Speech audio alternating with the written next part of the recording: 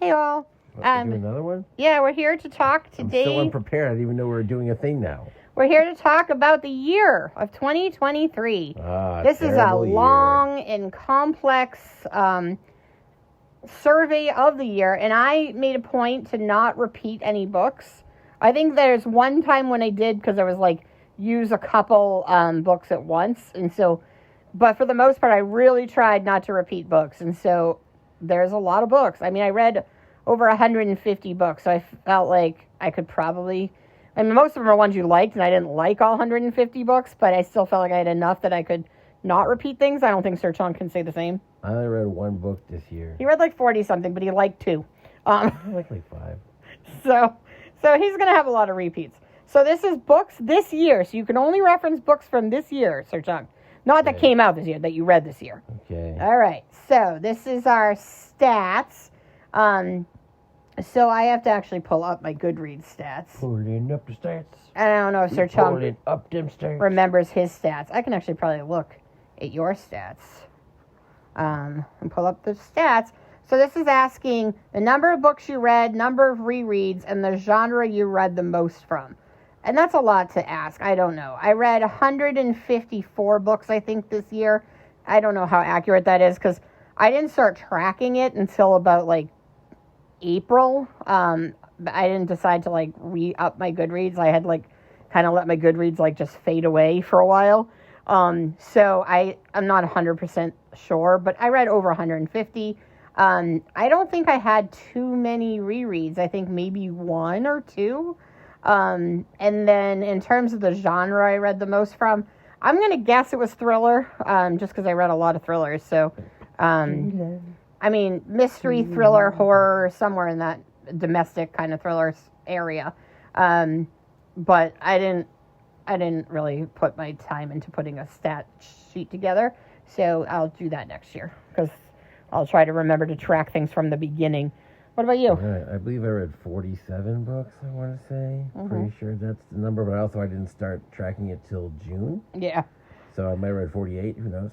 We're also recording this like with a little bit of time left to go for the year, so there may be some surprises. Get another book or 2 done. But yeah, probably the genre I read most is, I'm going to assume, is horror, because I usually like to read horror. Any rereads or classics? No, I don't reread unless I have to read them for school. Oh, so I guess I reread Ninth Ward because I had to reread that for school. All right.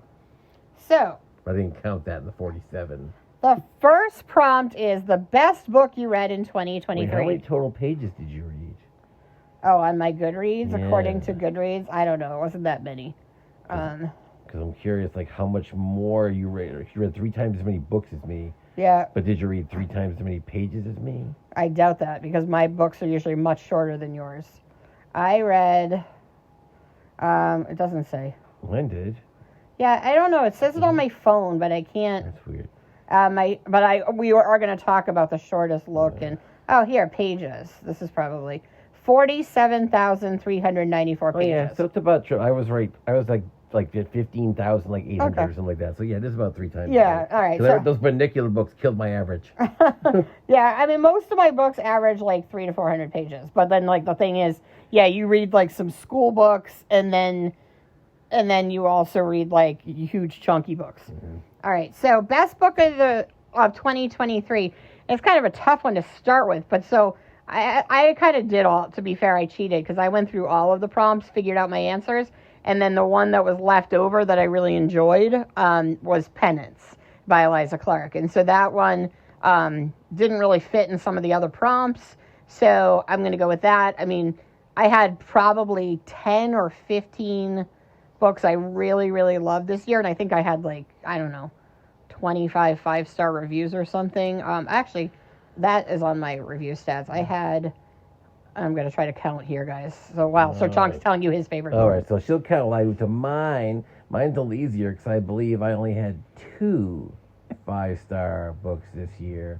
And the one that I would give the edge to would be True Grit, which was, of course, you've heard of the very famous Westerns, a couple movies, but the book is amazing.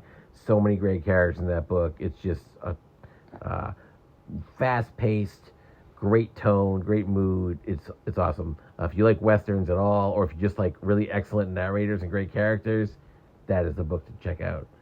So I had 53 5-star books. That's more books that I read.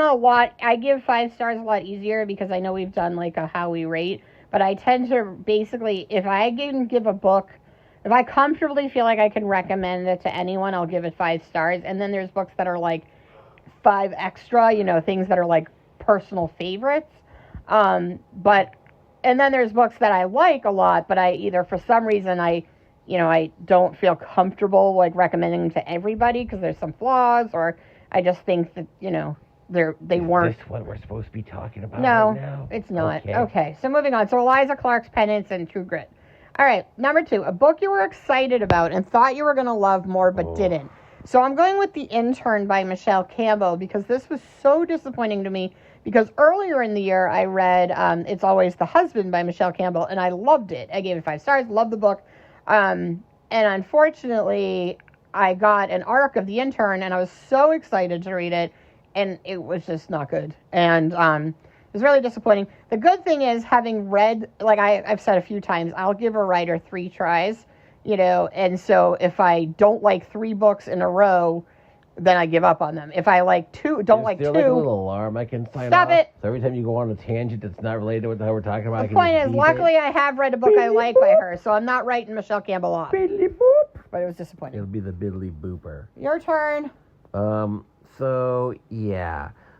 I don't want to talk too much about this book because I mentioned it before, but this book's called Dead Silence, and it has a great cover, and it has a really cool synopsis, creepy, evil space stuff, people discovering a ghost ship kind of thing, but it's just a horribly written trash romance, and it's like the most crappiest thing you've ever read. It's as far away from horror and sci-fi as you can get. It's like some meat bucket was like sick of writing the same romance story. So like, well, what if I write the same romance story, but in space? Negative 80,000 stars. I want to punt this book into the sun. Okay. All right. So the next one is number 3 is most surprising in a good or bad way book that you read. And I'm going with Old Boys by Nick Spalding because this was so surprising in the fact that I thought it might be a fun read. I didn't expect to love this book as much as I did. I mean, it was basically like a guy's struggling to reconnect with his aging father. And I was like, that sounds like it could be an okay read, which is why I, requested it for an arc. And I was like sort of interested in it. And then I was like, okay, this book was amazing. And I read it in the day. I was laughing. It was great. It was absolutely fantastic. And I was really shocked at just how good this book was. And I'm, Nick Spalding's on a list of people, like I definitely have more of his books on my TBR. I grabbed a couple of them after I read this. Bitty boop. So, anyway, it was surprising, but in a good way. Okay. I'm going to go with My Best Friend's Exorcism because I thought this was going to smack me right in my book-loving testicles because it's like set in the 80s. It looks like it's like sort of like meta comedy. The book is like an old VHS tape. I was like, this is going to be hilarious 80s horror comedy. I'm going to love this book. And it was so boring. There's no comedy in it. There's minimal to no horror in it. It just bumbles around and is just awful. So disappointing. I was so hyped up to read this book. And I was just like... All right, number 4. Book you push the most people to read. There are a couple that I think I talked up a lot. But a book that I read this year that I talked up a lot was probably Daisy Darker. I think I had the most people read this after talking about it. So I'm going to go with that, and I've talked about it a lot, so I think that makes the most sense. I don't think I've suggested anyone read any books ever. Banicula. So, fine, let's go with Banicula. Heck of a good read, Banicula. Okay, so number 5 is a 3-part question. Oh, no. And it's the best series you started this year, the best sequel you read this year, and the best ending of a series you read this year. And I'm not a big series person, but I somehow managed to be able to answer all 3 of these, so that's impressive. So for the best series I started is What Moves the Dead by T. Kingfisher, which only has 1 book out, but the second one comes out pretty soon. And then I also started this year the Rachel Crowell series, which starts with The Night Swim, but the sequel came out this year, and I read both this year. Dark Corners was the sequel, so I really enjoyed that. And then I just read, I was supposed to read it in 2024, but I couldn't wait, and I read The Sisterhood Everlasting, which is the ending of the Sisterhood of Traveling Pants that I've had sitting around waiting to read for years. I just cried so much in this book. I loved it, absolutely loved it. Now I want more Sisterhood books. So those are mine. All right, so I just mentioned this one. But I'm going to say, I think the only series I read was Bunnicula. I don't think I read any other series. So then my favorite sequel would be Holiday Inn, which is like a locked room mystery in like a pet daycare thing. It's amazing. You didn't read any ending of that series. And the best ending of a series would be The Mandalorian.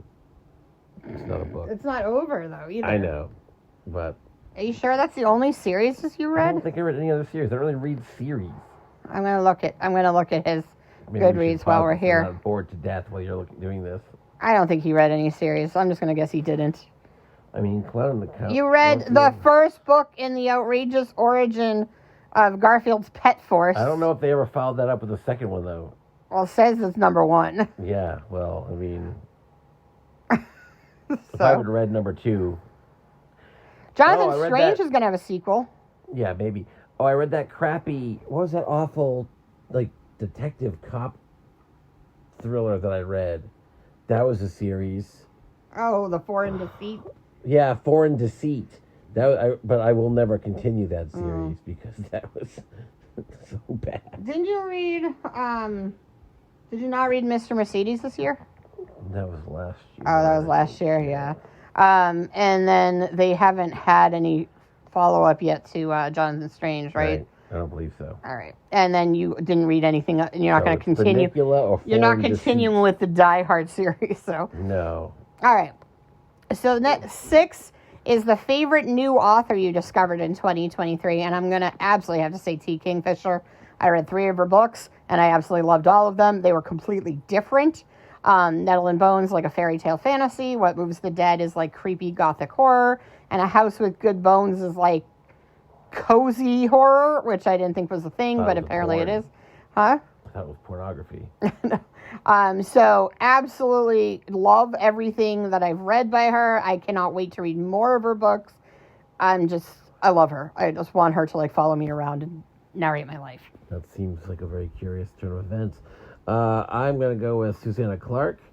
I don't know if she has that many books out. Just 2. She only has 2 out. I read both.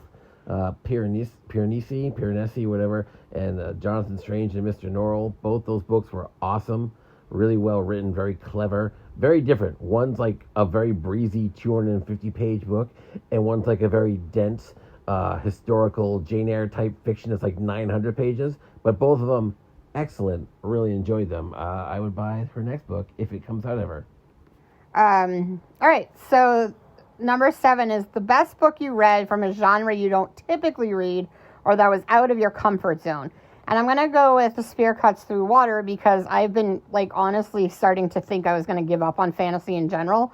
And so as I was, like, about to give up on fantasy, I decided I would try this and absolutely fell in love with it. And it's one of my favorite books of all time. So, it not only saved fantasy for me, but really definitely, like, kind of had me go, oh, maybe I do like fantasy, just certain types. I don't know if this counts for out of my comfort zone exactly, but it's one of my favorite books of the year.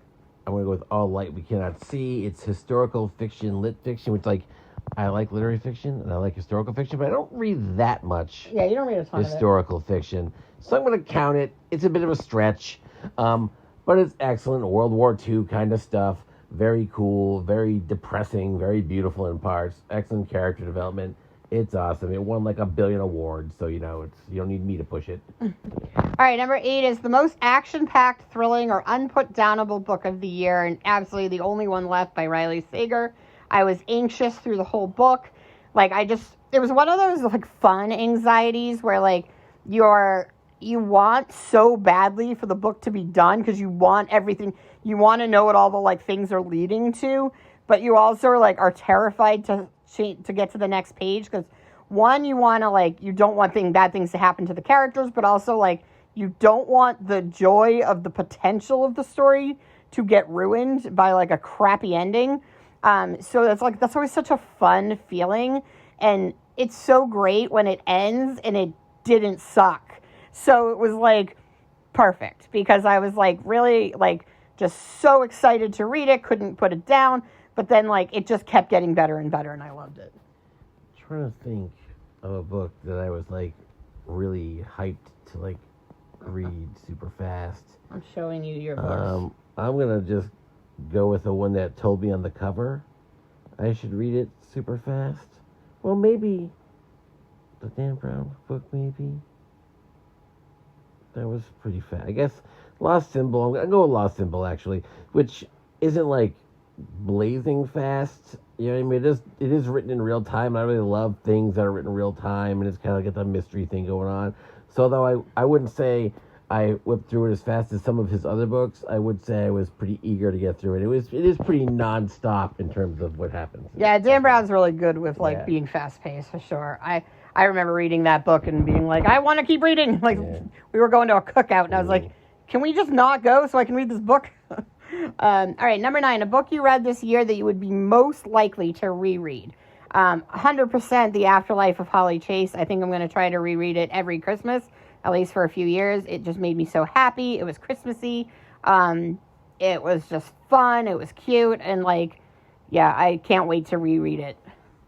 I don't reread very many books unless I have to reread them for work. But I guess a book I would probably enjoy rereading just because I really like the writing style so much.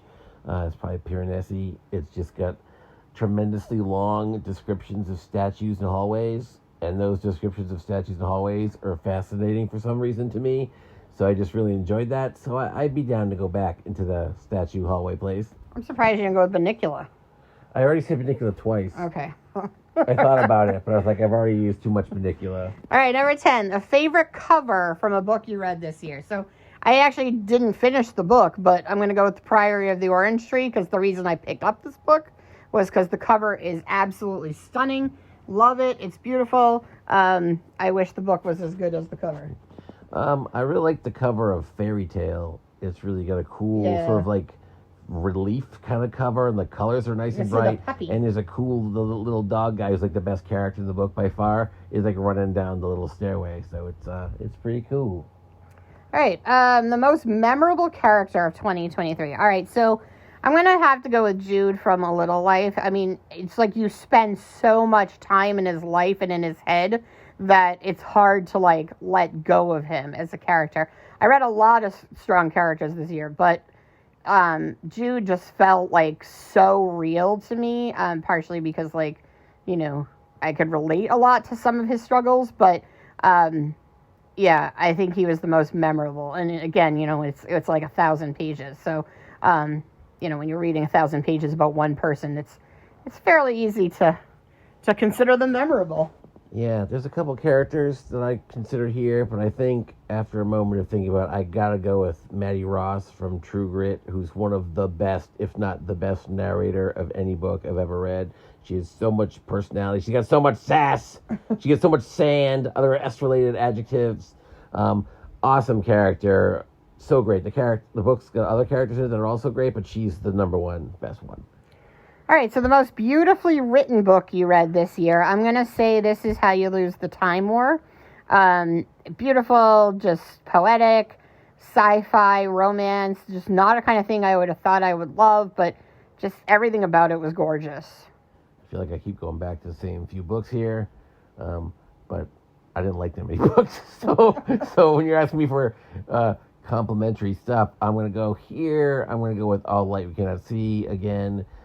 Beautifully written, excellent moments of horrible horrible stuff, and also beautiful moments as well. All right, number 13, the most thought-provoking or life-changing book of 2023. And there's a lot of books I could have put here, but I'm going to, because, like, again, I'm going to try to not repeat things too much, so I'm going with We Spread by Ian Reid. Everything he writes is thought-provoking, and that's kind of why I love his books, because they really stick with me and just make me think and make me just reassess a lot of things. So loved this book. And if you liked I'm Thinking of Ending Things, I think, this is the kind of book you'd really enjoy. Very similar in themes. All right, so I'm going to go with a book that makes you think a lot. It's very complex, and you can tell by this setup that I'm already going to have a ridiculous selection here. And I'm going to go with Garfield's Pet Force, because why, in this situation, time travel, stealing powers, why do they give Nermal powers? Everyone hates Nermal. Nermal's a piece of crap. Garfield hates him. Odie doesn't like him. Nobody likes Nermal. Don't give Nermal powers. Come on. Anyway, there you go.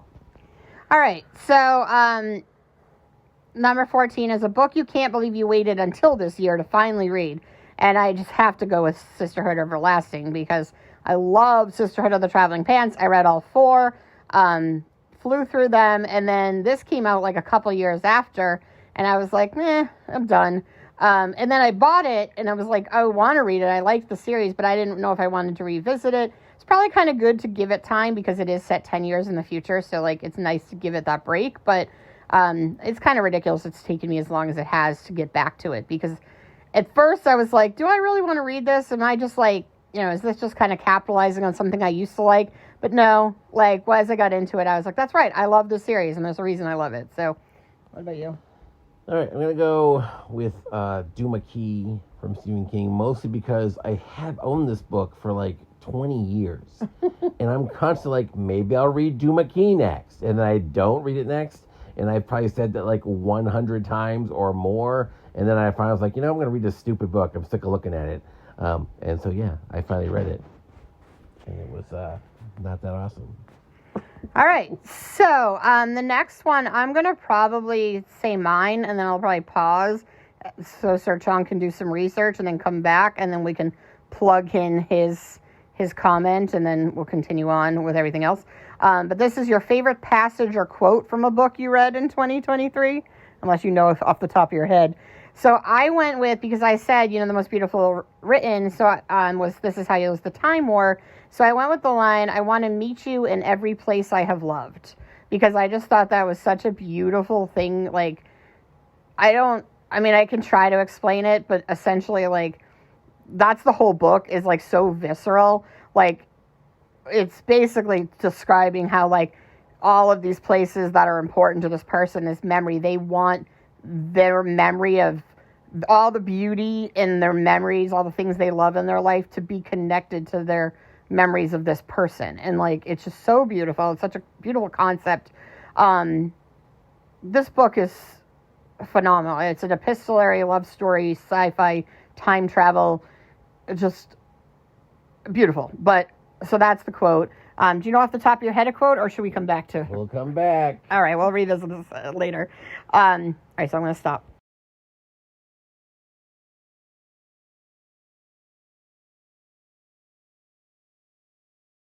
Okay, number 16, the shortest and longest book you read in 2023. I don't know if you remember off the top of your head, but I remember the longest, I remember the shortest. So for me, like, this is terrible, because the shortest book I read was A Gronking to Remember, book 1 in the Rob Gronkowski erotica series. Yeah. And then the longest I read was The Priory of the Orange Tree, but I didn't finish it. But it's hard because I can only tell through, like, the Goodreads what's, like, the shortest and longest. So, I read A Gronking to Remember for Garbogus, and then I didn't finish Priory of the Orange Tree. So, that's kind of a strange mixture there, but that's what I had. I read Suitcase of Seaweed, which is a collection of poetry that was like 50 pages long. That was the shortest one by a lot. And the longest one was Infinite Jest, which is right around 1,200 pages. All right. Number 17, the book that shocked you the most. I'm going to go with Look Closer by David Ellis, because this just had like twist after twist after twist, and they all just like folded into one another so well, and it was just perfect, and it was shocking in a good way, like in a fun way, and so that would be mine. I'm going to pick Look Closer by David Ellis, because there was like twist after twist after twist, and like folded into each other, and it was like just shocking in a perfect way. Are you really? Yeah. I mean, it is a good, shocking book, so. You really copied your... Right, I know. All right, so 18 is the one true pairing of the year, the ship you'll go down with. I don't really do this, except I did love This Is How You Lose the Time War, so I'm going to go with that because it is a romance, which, again, not really my thing, but this is so unique and just beautiful that I'm going to go with Red and Blue, because Red and Blue are the two lovers, so. Okay. I forget the character's name, but I'm going to go with the pairing in this, I think it's called A Very Tight Place, was the story, and I'm going with the pairing of the millionaire and the porta potty. Because that's not a romance. Well, I mean, it's almost a romance. The next one is a non-romantic. There's a lot of penetration involved. Ew, gross. What? So that should be for that one. This is just her romantic relationship. Oh, so maybe this would be. Maybe I'll answer the next question now. Okay, so the next one is going to be favorite non-romantic relationship. So that's the favorite non-romantic relationship, and now I'll answer the favorite romantic relationship, which I read tons of romance books, obviously, but I have to go with the classic love relationship of Garfield and Arlene. Okay. 19 is favorite non-romantic relationship of the year, so his is a millionaire and a porta potty. Mine is the protagonist of Nettle and Bone Dog, because Bone Dog. Yes, that relationship is amazing. Obviously, people and their pets. Bone Dog is awesome. Just amazing. That's from Nettle and Bone. Oh, I like a dog in Fairy Tale, but I don't really You also like the dog in Bone... You like Bone Dog. Yeah, but you just use that one. Yeah, I know. All right, 20. Your favorite book you read this year from an author you have previously read. So I'm going to say Looking Glass Sound by Catriona Ward. I love Catriona Ward. I loved Looking Glass Sound. And she just continues to impress me with her writing. She's definitely a twisty, but, like, interesting. And she just has a lot to say. And she has, like, some insightful looks. Just the way she puts things together and structures things. I really like her writing. I'm guessing Sir Chang's going to go with... I think I know what he's going to go with. I could be wrong. What am I going to go with? The ocean thing. Oh, yeah, The Ocean at the End of the Lane. That was very good. So, yeah, Neil Gaiman, I like Neil Gaiman quite a bit. Ocean at the End of the Lane was very good. Not his best book, but certainly still very excellent. A lot of fun. Classic Neil Gaiman-y kind of story. I liked it. Okay. All right. Next one is the best book you read this year that you read based solely on a recommendation from someone else, peer pressure, booktube, etc. So I'm going to go with The Change by Kirsten Miller because one of my friends recommended this to me. And to be honest, it's probably the kind of book I would not have picked up if she hadn't told me how good it was. Because it's like a Good Morning America pick, and it's like women dealing with menopause. And I was like, nah, this is not for me. But it's actually like a pretty like satirical, twisty, dark kind of mystery, social commentary. It's like everything I love, but with like these like really snarky women. It was fantastic. I absolutely loved it.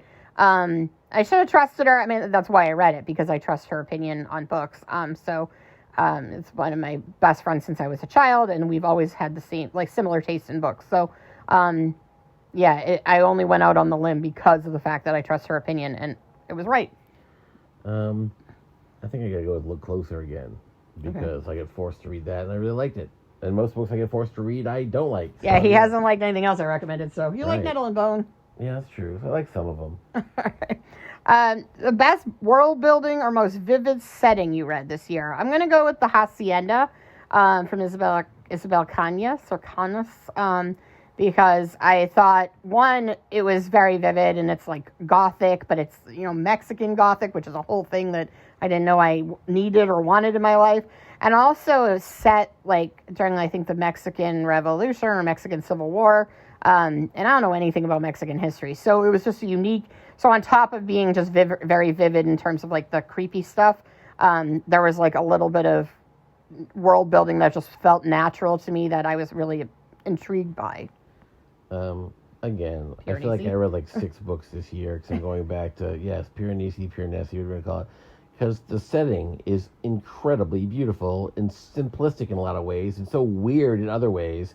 Very captivating, astounding. Love the setting. All right, 23. A book that put a smile on your face or was the most fun to read. So, again, I'm trying to just, like, vary things. So I'm going to go with The Winterton Deception, The Final Word. This is middle grade sort of mystery about people trapped, well, not trapped, but they're in this manor, and there's a spelling bee, and there's, like, a secret family treasure, and it was fun. I mean, it's a manor, it's middle grade, there's a spelling bee. What is there not to love? All right.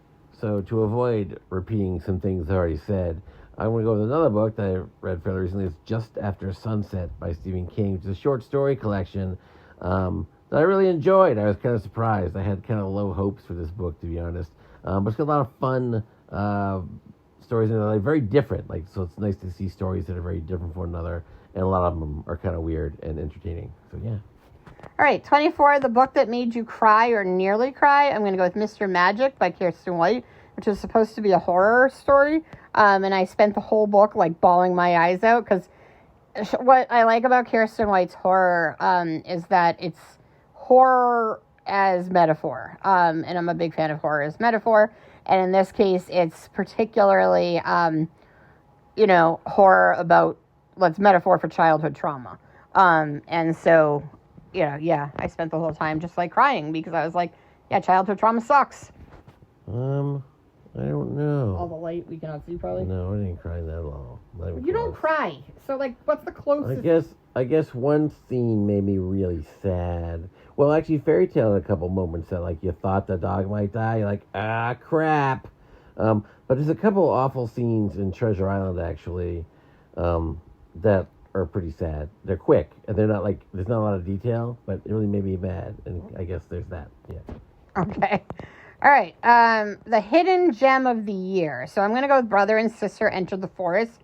I didn't really hear anything about this book. I just happened to stumble across it on, like, a list of books for through the library that were, like, available. And I thought the cover was interesting, and it sounded interesting to me, like, when I read the summary. And it turned out to just be really amazing and really well written and just incredibly, like, brutal, but, like, and heartbreaking. It's kind of like A Little Life, if A Little Life was way, way shorter. But, dealing with trauma and family and just kind of, like, trying to love someone who's been through a lot of trauma. This was my hidden gem. Hidden gem's going to be something that's not well known, I guess. Could be anything. Just what you were kind of, like, either surprised by or... What is that? Summer Morning. And that's really a hidden gem. Like, Bradbury's awesome always. There's just some dead air now going on while I'm just, like, staring at stuff. Hey, here's some books I read. I can't...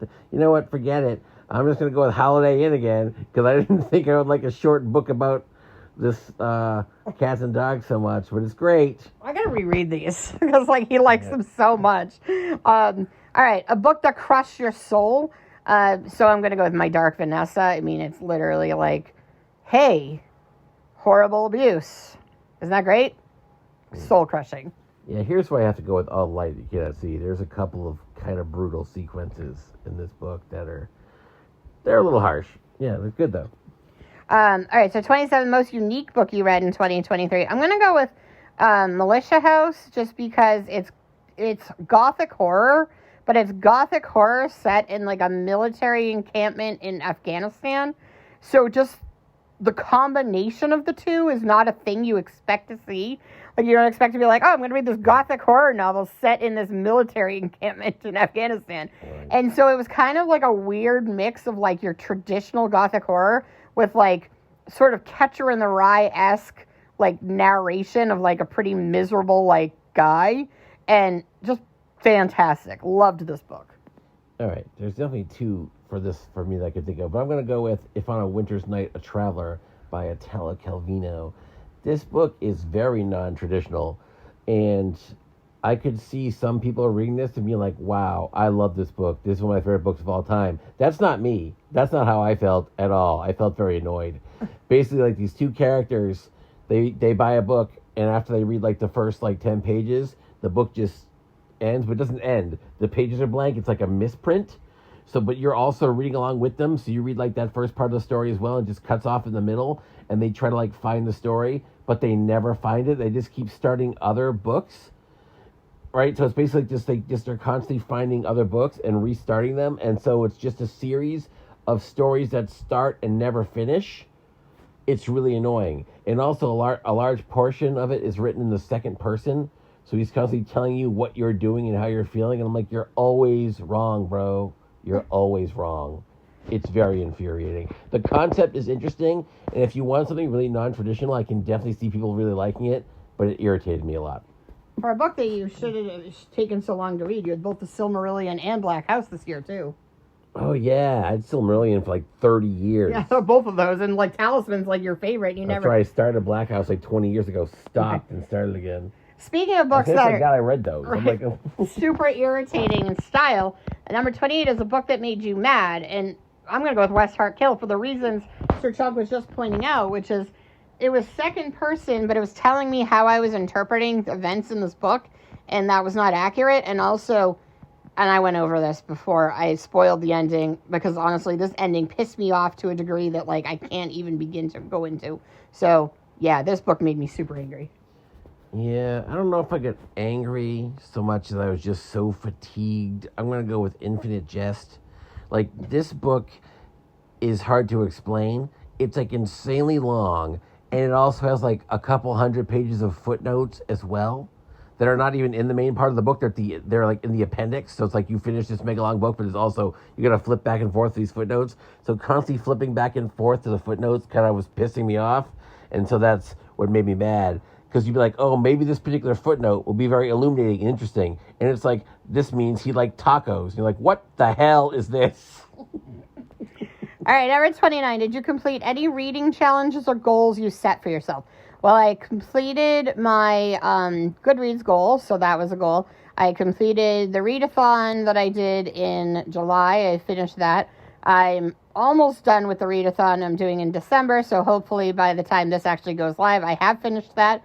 I'm pretty close. I only have like a couple things left. And then I have like, you know how like some of you might know on Kindle, there's like Kindle challenges like quarterly, and I've pretty much completed almost all of them this year. So, yeah, so I've been trying to, but again, I like challenges that give me a lot of flexibility. So it's like, read a book that's blue. So I can like pick any book that's blue, you know, but it kind of makes me pick a book out of like books I have, but it also doesn't like go pick a book by X person or this many pages.